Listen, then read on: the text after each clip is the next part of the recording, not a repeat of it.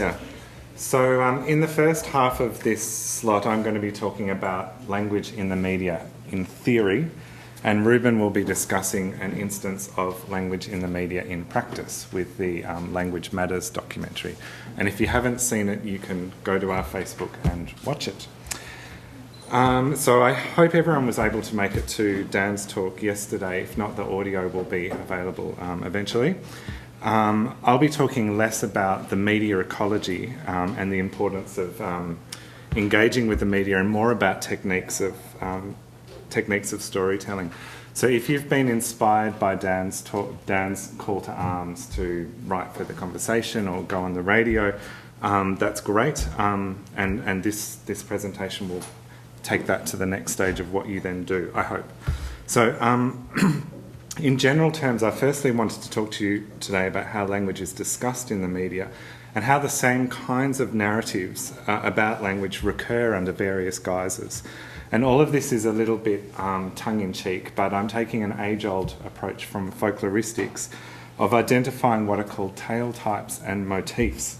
And these are essentially the recognisable and consistently repeated story elements in folklore. It's a kind of NSM type theory, but for narrative. And for my part, I think the identification of motifs is a very subjective exercise. It's not like isolating phonemes or establishing word or order rules. Two people will read the same text differently and decide what's salient differently. But I'm not going to enter into a full-blown methodological critique of it. It is, at the very least, a good system for navigating the large archives of documented folklore. So just briefly, to give you a quick overview of what it is. In 1910, a Finnish scholar by the name of Antti Ahn published a tale type index called this, and this was later complemented in 1936 by Stith Thompson's gigantic index of motifs called Motif Index of Folk Literature. This is in fact the expanded version from the 1950s, and it's been expanded and updated ever since. The most recent example is Hans Jörglitter's Types of the International Folktale from 2004. Okay, and there are also online versions of this. So you can see here, sort of it's a bit hard to read, but you've got categories here: mythological motifs, animal motifs, and so on. And these are all got letter codes, and then next to them you can drill down to the more specific motifs. And I'll give you some examples of these, so they can be quite broad. Marvellous cures is one. Can everyone see that screen? Can you show me how to do that again? I've forgotten. Okay, well in the meantime that says marvellous cures, so it's quite broad. Thank you. Thanks. And then very specific. Famous poet does not speak until he is 14 or 4 or 7 years old. Okay. Reward for carrying out dead man's request. And wealth and poverty. So again, very, very general. And so, and in any given story will have a bunch of these all together. So you might have just documented a tale involving, say, an evil stepmother, and you go to the index and you look up evil stepmother, and it points you to sources for stories with evil stepmothers, and you might find that it's not just a European thing, it's all over China, for example. And there are language motifs too. So this is a very specific one: 2 jars full of live black wasps sold as interpreters of foreign language. That's a story from India, Steve. I don't know if you're familiar with this one. Formerly, animals and man spoke the same language, so that's quite widespread. Miraculous ability to learn to read and write foreign language in short time. Language of flowers. There are actually heaps and heaps of language motifs. I've just picked out a few that caught my attention. Okay, now there's a pop version of this, which you might be familiar with, called TV tropes. Anyone heard of it?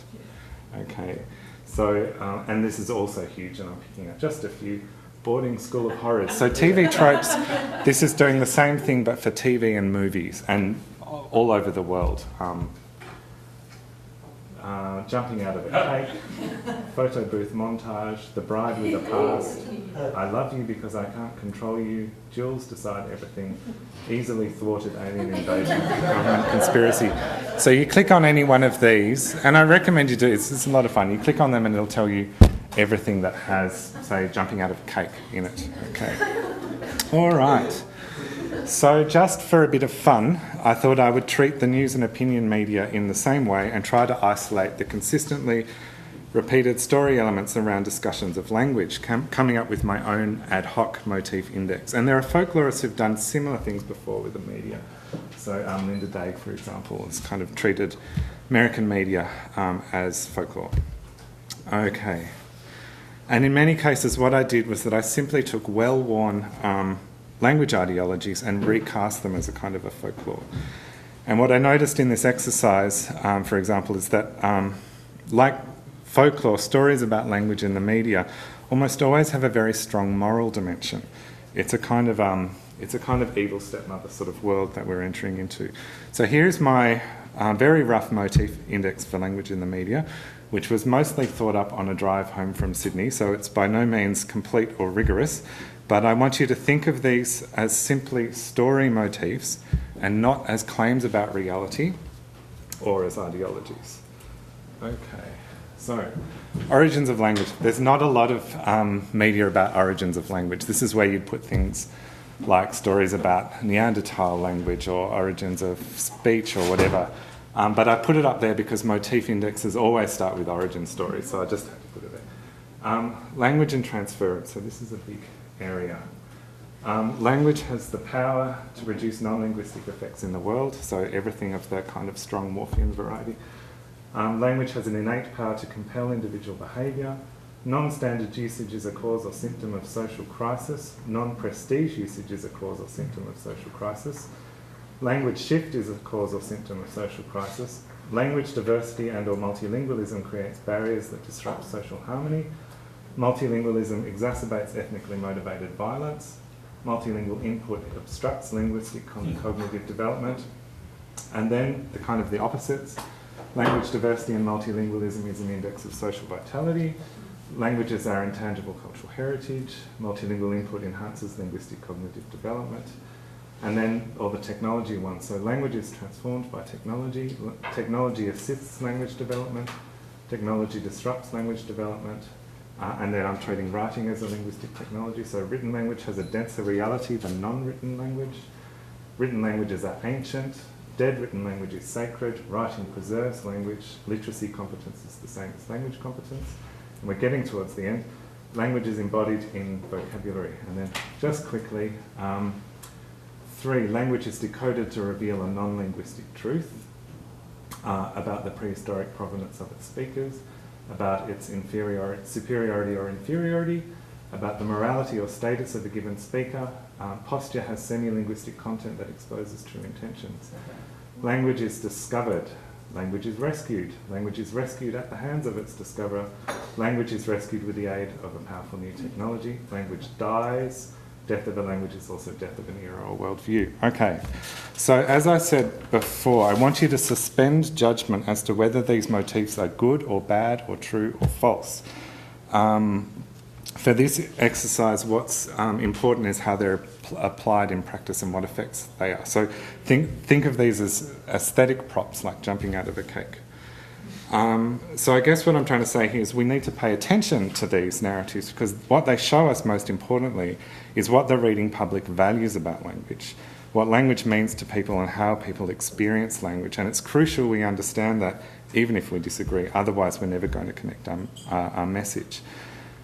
And on the upside, some of these consistently repeated story elements are actually pretty good. So, number 3, language is decoded to reveal a non-linguistic truth. That encapsulates a lot of what linguistics is, right?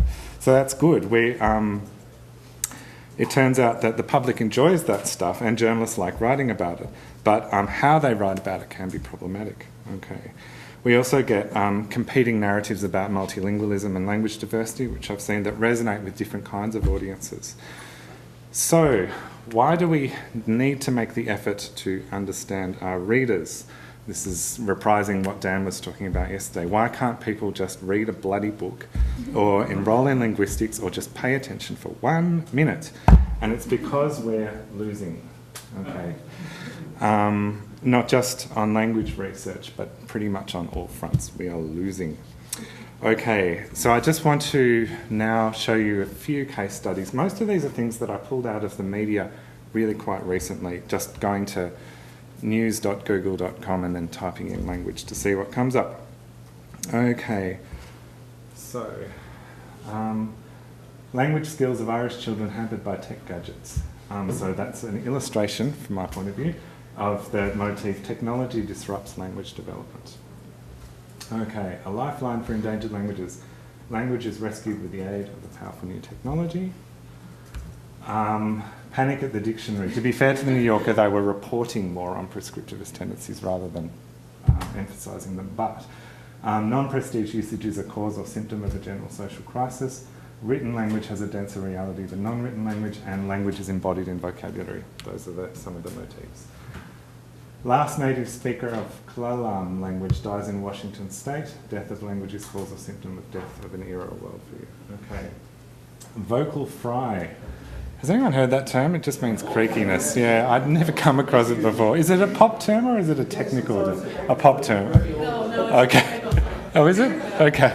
Anyway, made famous by Kim Kardashian, that's why I don't know about it, is making young women less hireable. So non-prestige usage is cause or symptom of social crisis. And it's... Oh, yeah. Yeah, I'm not sure. Otherwise, I wasn't sure where to stick it in my motif index. So, but this... yeah, this is a classic. It's always young people who are doing this, and it's often women who are precipitating the social crisis. Okay, gift is not a verb. Non-standard usage is cause or symptom of social crisis. So on. Who was America's most well-spoken president? Language is decoded to reveal a hidden non-linguistic truth about the morality or status of a given speaker. Okay. And this one. I wasn't sure where to put this in my index either, but it always comes up. Okay, and then this one, learning a second language from late childhood still boosts brain power study. Multilingual input enhances linguistic cognitive development. So it's not all bad, okay? But I enjoyed this story.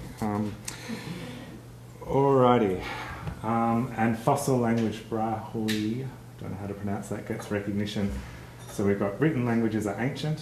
Language is decoded to hidden non-linguistic truth about the prehistoric provenance of its speakers. So a mixture of things there. Okay, and just going back to this one, it's usually about, this kind of motif is usually about big languages like English. Nobody particularly cares about non-standard Guarani or Malagasy or anything like that. But I guess it does sort of shade into things that Felicity was talking about, around discussions of contact languages being corrupted and requiring correction. But right, okay, so what do we do with this information? There are silly narratives and sensible narratives floating around, and people seem to like both kinds. I think the first thing we need to recognise is that this is this very moral folkloric dimension in language reporting, in which situational truth is subordinate to ideas of moral truth. And there's a wonderful quote from Mark Lieberman that sums this up. But to insist on the concept of fact in this context is a recipe for frustration. I've concluded that scientific studies like these have taken over the place that Bible stories used to occupy. It's only fundamentalists like me who worry about whether they're true.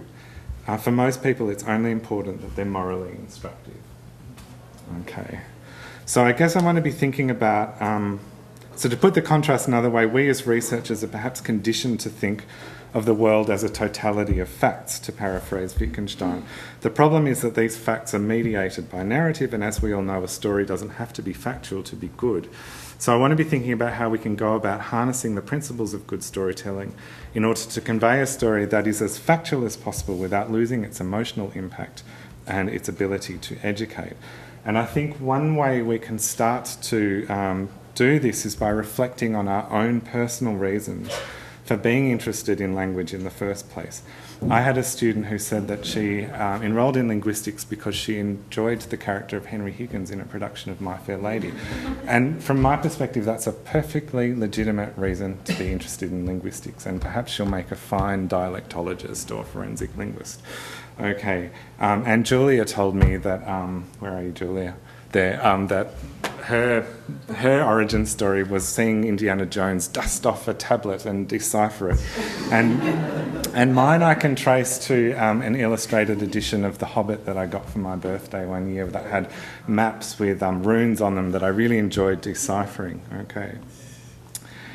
Okay, and that's probably why I'm interested in writing systems too. And I think as we mature as researchers, we then sort of construct elaborate cathedrals over the pagan foundations of our embarrassing origin stories. But if we want to reach out to the public, that's what we've got to be speaking to. We've got to be speaking to that side of us. And a classic trap for scientists, which Dan talked about yesterday, when they're talking about their research, is to fixate on method, because that's what we spend most of our time doing, probing with method. But notice that method doesn't enter into these motifs, really. People don't care. From an audience point of view, nobody cares how the pumpkin turned into a stagecoach or how the narrator knows that or can demonstrate the process by which this happened. They only care that it happened, and they just want to know what it means for the story. So if this is the narrative map inside the heads of the reading public, then how do we communicate our research? I don't really know. I've come up with a few techniques that we can maybe expand on. And these are: indulge, 2, challenge, 3, subvert, 4, bait and switch with suspense, and 5, disenchant, re-enchant, exit. So I'll go through these briefly. Indulge, okay. This is about giving people what they want, just serving it up. And if you can do this and maintain the accuracy of your message, then I say go for it. So I think it can work, for example, in stories about the benefits of multilingualism. People like hearing those stories, so let's just tell more of those stories than the contrary ones, for which there's also a demand. I think Dan said something about flooding the market with those sorts of stories. And remember that methodology is not going to be interesting unless you make it interesting. So you mention the fact that you got your data from robots, or by attaching wires to the heads of children, or that you put microphones in backpacks and placebo backpacks, and that you analyse the data with a state-of-the-art supercomputer, and then readers might start showing an interest in those details that you want to talk about. Okay, so that's indulge. Challenge. This is a seductive but risky strategy. This means challenging all of those motifs. The whole "I'm a clever linguist and you're a fool and I will demolish your idiotic views in a trice" routine doesn't always work. It can resonate with people who are already on your side and feeling your exasperation, but I don't think it always educates, okay? Consider also the well-known backfire effect in things like climate change and vaccines and that sort of thing. So be careful with polemic, but it can be done well, and it can be exciting. So an example of it being done well, I think, is this article from a few years ago. It's a debate between a prescriptivist and an anti-prescriptivist, and it is actually very enlightening. And even if you think prescriptivists have nothing to offer, it's at the very least a great insight into the moral universe of prescriptivism, or the sociology of prescriptivism, which is well worth reading. Okay, and I'll show you another good example of challenge a bit later. Subvert. We're up to subvert. I think some of the best subversive narratives, the ones where you're being tricky with the motifs, are satirical, and satire is a genre of journalism. It can also be a genre of science communication. So Claire Bowen, who's an Australian linguist who's in the States and known to many of us, put something on her blog a little while ago, which you might have seen. And it's her formula, her tongue-in-cheek formula for reporting on language endangerment. In case you too would like to write a feature article on an endangered language, here's the formula. 1. Provide a scene of a last speaker or small group, usually an elderly woman. Preferably make it a language spoken outside the US or Western Europe. Minority language stories for those countries often focus on revitalisation rather than essentialising the last speakers. Cut to general information. Linguists agree that half the world's language spoken today will be gone in 50 years. Then a quote from Michael Krauss. Provide a few sentences about imperial languages, usually either English or Spanish. A comment about economics, which makes the linguists look like bleeding hearts. Provide an example of a word that can't be translated into a single English word. For bonus points, make it a longish word which has something to do with time. 0 points if the word is spelled correctly, though. A comment about how the language makes a person think differently. Imply that younger relatives are more interested in McDonald's and Nike, or slackers who would rather watch TV than learn about their culture. Employ something of the noble savage trope and link it to communities. End with a phrase about tongues falling silent. So she's really taking the piss, but in the process she's sort of forcing us to rethink how we narrativise these things. Okay. Subversion, where blah blah blah. And when I was thinking about subversion, I noticed Rachel's t-shirt, which is nice and nerdy and subversive. And Kari had a great t-shirt the other day about ambiguity. So just throwing that in there. Then there's also things like this. This is, has everyone seen Nick Teberger's Phantom comic? It's kind of doing Claire's point, I think, in a different way, and I really enjoy it. It never gets old.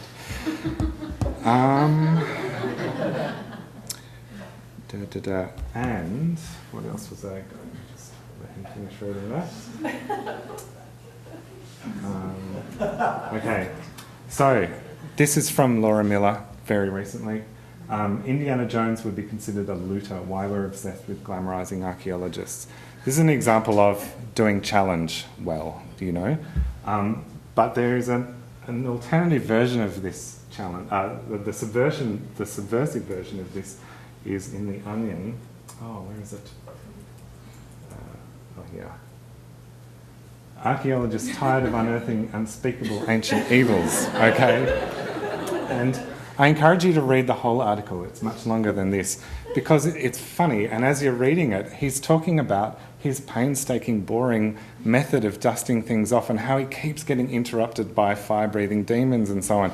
But in the process, you're learning a bit about archaeological method, I think. You know, it's getting snuck in there. Not that that was the Onion's intention, but okay.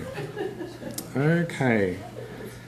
So have I got anything else on that? Okay, so subvert, bait and switch with suspense. This is when you seem to indulge the motifs, then you subvert. It's a kind of a misdirection.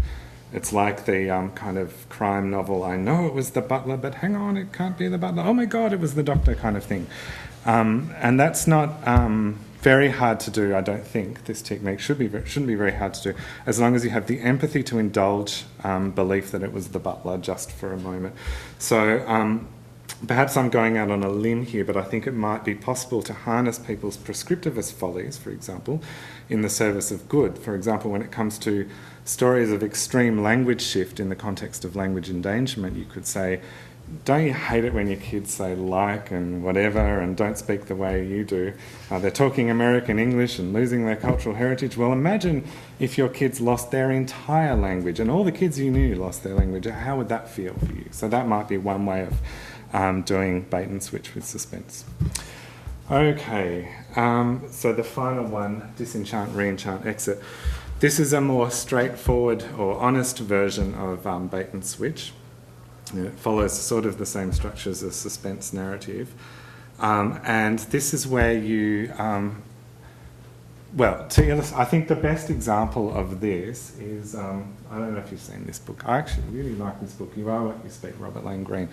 His whole thing is everything you think you know about language is probably wrong, but that's okay because the truth is a lot more interesting.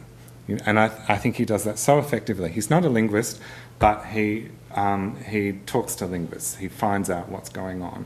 He's a very good journalist. And he's re-enchanting us with, re-enchanting the public with language. And I think this is something...